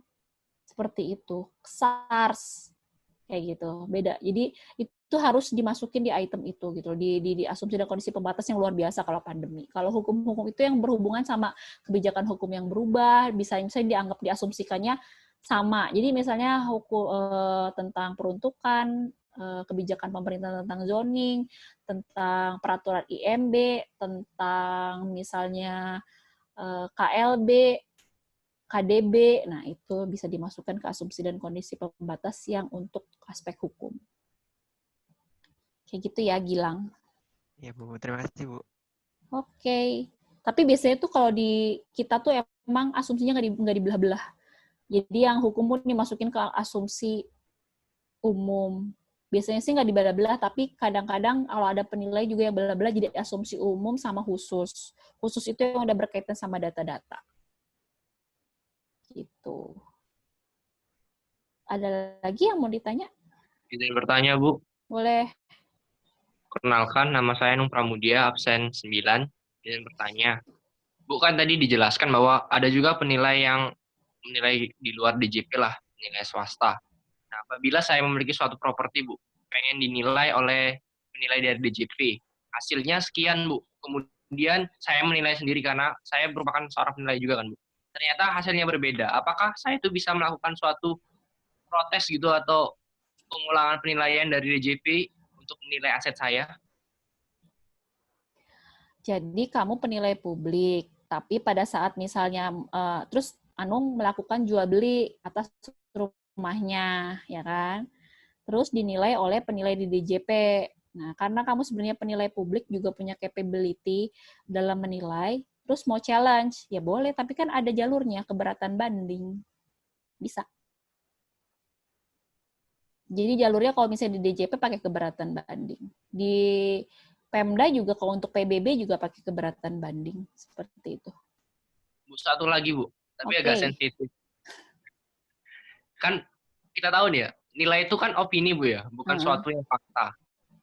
Kan kita ambil contoh, misalkan saya menilai suatu proyek, misalkan perkebunan gitu.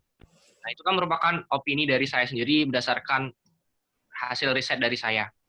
Dan di sini juga, Bu, saya tuh melihat ada bentuk suatu kelemahan, di mana penilaian itu bisa saja tidak objektif, Bu. Apabila misalkan saya di situ dibayar oleh pihak yang punya kebun itu untuk menilai dengan nilai yang paling minimum, dengan nilai yang tidak wajar lah. Nah, apakah hal ini tuh, Bu, tidak bisa ditanggulangi ataupun diantisipasi dari pihak instansi sendiri, Bu? Nah, ya jadi gini, kalau misalnya penilai, kita bicara penilai DJP lah ya. Kalau penilai DJP, itu menilai tujuannya untuk apa? Untuk tujuan perpajakan kan. Yang dicari apa? Nilai pasar. Nah, kalau untuk kebun itu nilainya kan cuma 2 nih. 3 sih.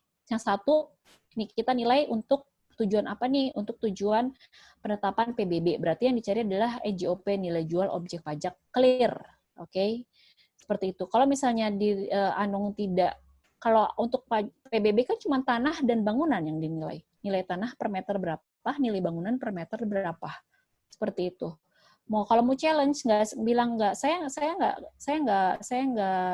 sesuai nih sama nilai bangunannya per meter, masa 700.000 orang bangunan kayak begini 500.000. Oke, silakan ambil jalur keberatan. Yang pasti penilai di DJP juga punya cara menilai, punya data. Jadi walaupun misalnya nilai itu sebuah opini, tapi kan dia based on data. Makanya dari awal saya tekankan, cari data yang valid. Data pembanding yang valid. Di-capture datanya, kapan diambil datanya, di-foto datanya. Jadi itu data valid. Gitu. Makanya, terus saya sempat bilang juga, ada kemungkinan walaupun datanya sama, hasilnya bisa beda karena cara menilainya beda. Maksudnya metode yang dipakai, pendekatan yang dipakai mungkin beda. Terus teknik penilaian yang dipakai juga beda. Jadi teknik penilaian itu berada di bawah pendekatan. Jadi setiap pendekatan tuh di bawahnya ada beberapa teknik dan teman-teman boleh choose salah satu teknik. Mungkin juga bisa beda karena teknik yang dipakai berbeda. Tekniknya udah sama, Bu. Datanya juga udah sama, tapi hasilnya beda. Oke, faktor penyesuaiannya mungkin beda. Yang menurut Anu mungkin harusnya -5, tapi menurut Gilang -4. Boleh nggak? Ya boleh. Itu kan, nah itu subjektivitasnya di situ. Pada saat penyesuaian. Makanya di DJP kita bikin SE14. Buat apa? Buat memperkecil bias. Jadi ada standar deviasinya. Jadi kalau nyimpang, tuh misalnya standar deviasinya 10%. Berarti kalau nyimpang nggak jauh dari -10% atau +10% gitu loh. Untuk menyamakan benchmark untuk penyesuaian seperti itu. Nah, terus kalau misalnya tadi apa? Kalau kebun, selain itu bisa buat nilai omset kewajaran kebunnya. Bisa beda-beda ya, bisa beda-beda karena data yang dipakai bisa beda. Nah, mungkin penilai publik cara nilai omsetnya punya cara sendiri, tapi DJP juga punya cara sendiri pakai SE 27 tahun 2016 kalau nggak salah. Apa 2018? 16 kalau nggak 18 saya lupa ya. SE 27. Jadi kita punya cara sendiri. Selama kita penilai DJP pakai cara yang dituangkan oleh SE27, itu clear dari sisi kita. Kalau WP nggak setuju, karena mungkin dia nilai pakai penilai publik, dia punya, kan dia nggak pakai SE27 dong kalau penilai publik, dia mungkin ngitung omset dengan cara dia sendiri. Nah, itu berarti dia punya jalur juga pakai keberatan atau banding. Nah, tadi saya bilang, Anung bilang, kalau misalnya WP mau minta penilai publik, berarti kan WP-nya klien ke penilai publik. itu buat nilai kebun mereka, ambillah omset kewajarannya. Tapi nilainya by request, dibikin segini aja ya, dibikin seminimum mungkin. Mungkin nggak? Ya mungkin. Makanya kita punya penilaian sendiri untuk menentukan omset yang wajarnya itu berapa gitu loh. Kalau nggak setuju, kita challenge. Nanti di pengadilan kita buka data. Penilai publik pakai data apa, kita pakai data apa. Terus kita di situ ngadunya gitu. Oke? Oke, Bu. Dan selama kita itu menilai pakai aturan yang udah ada di DJP, itu menurut saya sih safe. Seperti itu. Datanya juga selama kita nggak dapat data dari WP, kita pakai data di SBUN, berarti kan di SBUN itu benchmark kan. Berarti data standarnya itu berapa, itu oke juga. Gitu. Karena WP-nya mungkin nggak mau ngasih data ke kita, tapi kalau WP-nya ngasih data ke kita, harusnya nilainya sama. Kalau nggak beda jauh. Gitu ya. Oke, ada Bu, lagi? terima kasih.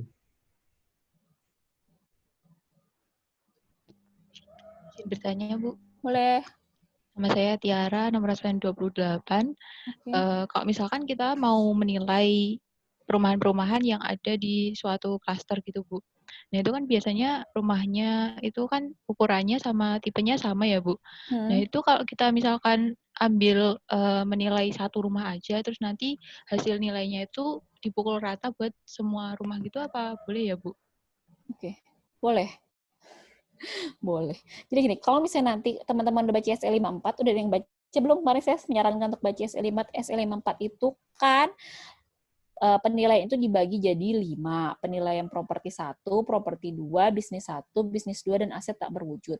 Apabila kita mau nilai satu klaster, nilainya bentuknya sama semua, itu masuk ke properti 2, namanya penilaian properti untuk satu kawasan. Jadi nilainya adalah setiap rumah itu satu, asalkan dia sama persis, ya udah disamain nilainya, emang sama semua orang sama persis gitu. Itu untuk jadi penilai pajak. Kalau di Pemda itu namanya penilaian semi individual. Kalau untuk PBB, jadi diambil nilai 1, semuanya bikin laporan penilaian tiap objek, tapi nilainya sama semua, copy paste, ganti alamat sama nama wajib pajak doang. Kayak gitu. Terima kasih, Bu. Oke. Ada lagi? Izin bertanya. Oke. Tadi mengenai asumsi sama kondisi pembatas itu, khususnya dalam siapa nih? Saya Bu Bani Sanugi Genteng, absen 11 Bu. Oke. Mengenai asumsi dan kondisi pembatas tadi, itu kan boleh dilakukan ketika penilaian Bu. Nah, yang saya ingin tanyakan Bu, kenapa ini diperbolehkan dalam DJP khususnya penilai pajak? Soalnya kan Bu, pajak itu kan wajib dipasarkan. Terus tadi dijelaskan juga bahwasanya kalau misalnya wajib pajak itu tidak memperbolehkan untuk menilai kebun atau rumah kita, itu kita pakai data sebelumnya. Itu kenapa diperbolehkan itu? Bukannya membuat negara rugi karena nggak sesuai data. Mungkin seperti itu. Karena posisinya pada saat teman-teman sudah menjadi penilai dan harus terjun ke lapangan, itu tidak seindah teori yang telah kita pelajari. Tidak semua wajib pajak itu mau bekerja sama, mau bersinergi dengan petugas pajak apalagi. Nah, pada saat seperti itu, nggak hanya kita aja, pemeriksa juga sama. Kan pemeriksa itu juga sama. Pada saat dia mau cari data ke wajib pajak tidak mau memberikan data, maka BAPK kan berita acara. Berita acaranya di situ menyebutkan bahwa wajib pajak tidak bersedia untuk memberikan data yang dibutuhkan oleh event itu penilai, event itu pemeriksa untuk melakukan suatu proses event penilaian atau pemeriksaan. Nah, pada saat itu otomatis kita hanya bisa mengandalkan data internal yang kita miliki untuk melakukan suatu penilaian atau pemeriksaan. Hasilnya nanti kalau PBB kan keluar tuh SPPT-nya. Terus kalau misalnya pemeriksa, keluarlah itu SKP-nya. Kalau wajib pajak tidak setuju, maka dia akan keberatan. Nah, di keberatan, wajib pajak diperbolehkan untuk memberikan data yang dia miliki. Kan dia harus CFM kan, confirm WP-nya berapa, dasarnya apa, berarti data yang dia miliki. Dari situ dia akan memberikan data yang dia miliki. Nah, data itu disebut data novum, data baru. Nah, atas data yang baru ditelurkan oleh si wajib pajak, kita bisa melakukan penilaian lagi. Seperti itu. Jadi penilaian itu juga ada nih di proses keberatan. Jadi penilaian lagi atas data baru yang diberikan oleh wajib pajak. Seperti itu. Itu memang undang-undangnya seperti itu. Baik, Bu. Terima kasih, Bu. Oke. Ada lagi?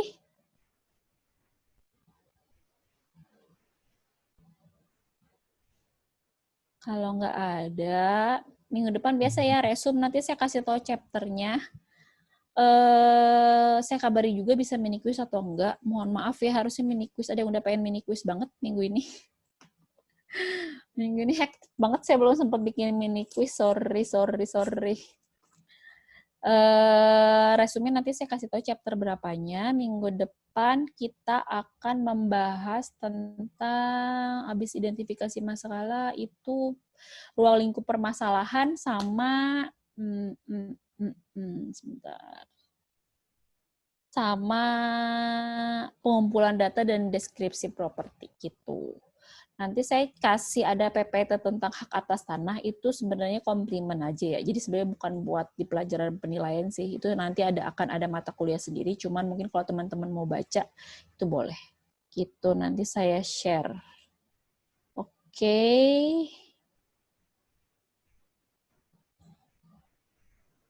Ada yang mau izin bertanya, Bu? Boleh. Saya nomor absen 27, Bu. Oke. Ini Gimana? Bu, saya ada baca di ini sih di di buku The Appraisal juga. Mungkin entah saya mahaminnya yang lain atau gimana ya Bu, ini Bu, masalah masalah intended user, Bu. Nah, saya ada baca tuh, kalau saya ngertiinnya tuh klien dapat meminta intended user untuk tidak diidentifikasi dalam laporan. Nah, itu tuh maksudnya seperti apa, Ibu? Terus alasannya itu kenapa? Klien bisa meminta untuk tidak menyebutkan siapa intended user-nya. Tidak diidentifikasi dalam laporan gitu. Oh iya. Iya bisa, tapi itu untuk penilai publik. Kalau penilai pajak mah nggak ada kayak begitu-begituan. Maksudnya penilai pajak, penilai pemerintah itu nggak ada gitu-gitu kan, karena kita kliennya udah tahu siapa intended usernya siapa, karena semuanya pemerintah kan. Klien kita pemerintah.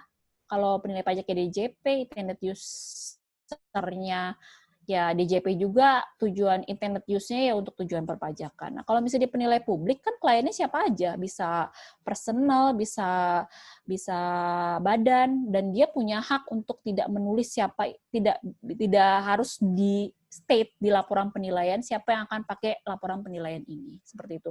Itu kan kayak penilai swasta.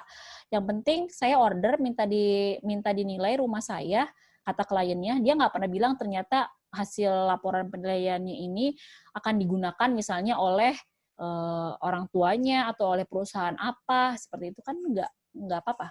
Seperti itu. Mereka tidak punya kewajiban untuk klien tidak punya kewajiban untuk memberitahu siapa intended user yang sebenarnya siapa gitu.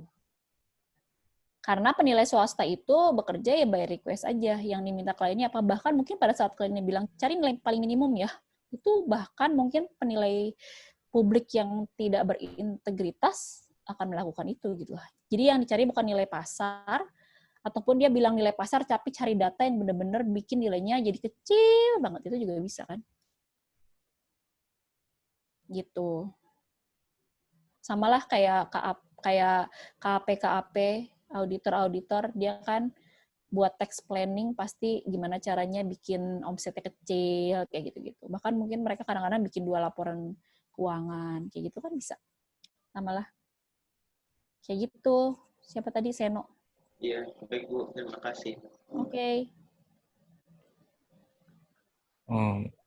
Bu, izin bertanya. Boleh.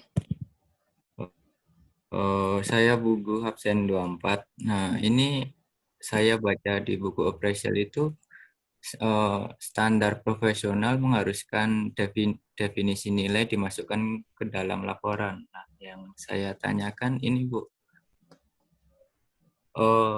penentuan dasar nilai sama identifikasi objek penilaian itu berarti saling berkaitan atau gimana ya Bu? Sebelum kita menentukan dasar nilainya, kan kita tahu objek yang dinilai, terus sehingga kita tahu dasar nilainya apa gitu. Atau untuk yang di DJP itu cuma pakai nilai pasar doang gitu, Bu. Iya, kalau DJP hanya NJOP sama nilai pasar. DJP itu cuma 2 kan nilainya, nilai NJOP untuk kepentingan penetapan SPPT PBB untuk PBB. Yang kedua nilai pasar. Nilai pasar itu yaitu untuk nilai properti, bisnis, dan ATB. Transaksinya itu kalau bisa teman-teman mau cek bisa di SE 05 tahun 2020. Peristiwa-peristiwa yang menyebabkan bisa dilakukan penilaian untuk yang nilai pasar. Itu boleh dicek SE 05 tahun 2020. Nah, kalau di luar DJP, kalau DJK udah pasti juga cari nilai pasar dari aset pemerintah, seperti itu kan. Kalau misalnya penilai publik, nah nilainya tergantung si kliennya pengen kita nilai apa. Kalau buat investasi, ya nilai investasi. Kalau mau dia pengen cari nilai, misalnya nilai limit. Jadi tergantung dari si kliennya minta apa. Nah, kalau objek penilaiannya, kan ada objeknya. Misalnya dia mau nilai, tolong dong cariin nilai investasi atas proyek ini. Berarti nilai bisnis kan, nilai bisnis dari suatu proyek apa. Atau misalnya nilai investasi dari hotel yang saya miliki. Berarti nilai investasi dari hotelnya dinilai. Objek penilainya hotel, maka gunanya untuk apa? Nanti kalau kita udah tahu objek penilainya hotel, diidentifikasi hotel bintang berapa, terus fasilitasnya apa aja, maka carilah data pembanding yang sebanding dan sejenis dengan objek penilaian, seperti itu. Jadi kalau penentuan nilai sama tujuan itu based on klien maunya apa, tapi kalau objek penilaian ya based on teman-teman ke lapangan lihat objeknya itu seperti apa, diidentifikasi, mulai dari legalitasnya, karakteristik fisiknya, karakteristik lingkungannya, karakteristik aksesibilitas dan fasilitasnya, kayak gitu. Itu ya, Puguh. Oh, iya, baik, Bu. Makasih, Bu. Oke. Kalau di Indonesia standarnya mengacu ke standar penilaian Indonesia, SPI, kalau publik ya. Kalau publik itu mengacu ke SPI tahun 2018 yang terakhir. Itu boleh sih. Itu nggak ada soft copy-nya, jadi harus beli bukunya, buku SPI-nya. Nah, kalau penilai pajak ke SE 54, sebenarnya SE 54 juga saduran, diturunkan dari SPI juga. Gitu. Jadi SPI itu kitabnya, kitab dari semua penilai di Indonesia. Jadi nanti kalau misalnya berkesempatan untuk beli ya. Akan terpakai terus. Gitu. Oke? Belinya di MAPI langsung, nggak dijual bebas. Bisa beli online, atau kalau ke MAPI langsung dia di Kalibata. Ada lagi yang mau ditanya? Izin bertanya, Bu. Boleh. Saya ingin bertanya soal kondisi hipotesis, Bu. Kondisi hipotesis itu kan, Bu, di mana kondisinya bertentangan dengan fakta pada tanggal efektif penilaian, tapi tetap dianggap benar untuk keperluan penilaian tersebut. Apakah ada batas toleransi untuk menganggap kebenaran dari opini itu, Bu? Kondisi hipotesis itu ada di bagian mana ya? Buku ini, Bu, yang jadi tugas resume. Iya, itu maksudnya di bagian mana? Chapter 5, Bu. Enggak, maksudnya di bagian tahapan apa? Klien kah, penentuan intended user kah, atau kondisi pembatas kah? Di kondisi penugasan, Bu. Di penugasan, itu ada apa? Coba diulang. Kan dia terbagi kondisinya, Bu, menjadi asumsi umum, asumsi luar biasa, sama kondisi hipotesis, hukum dan peraturan, pengecualian yurisdiksi, dan kondisi lainnya. Oh, di kondisi dan asumsi dan kondisi pembatas. Terus? Dia di bagian kondisi hipotesis itu di bagian khususnya, Bu. Terus?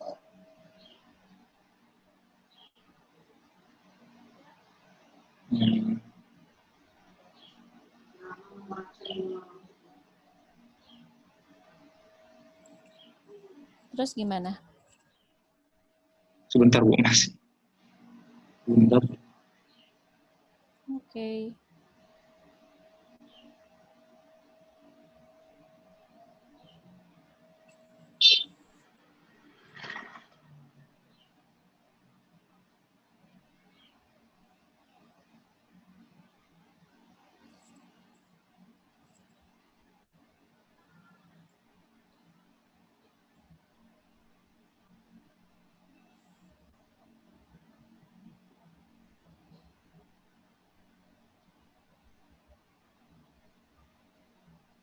Bu, masih belum dapat, Bu. Tapi saya ingat, Bu, pernah baca. Gak apa-apa, nanti kalau udah dapet di capture aja masuk grup, ntar insya Allah saya jawab. Oke, Bu. Terima kasih, Bu. Oke. Ada lagi?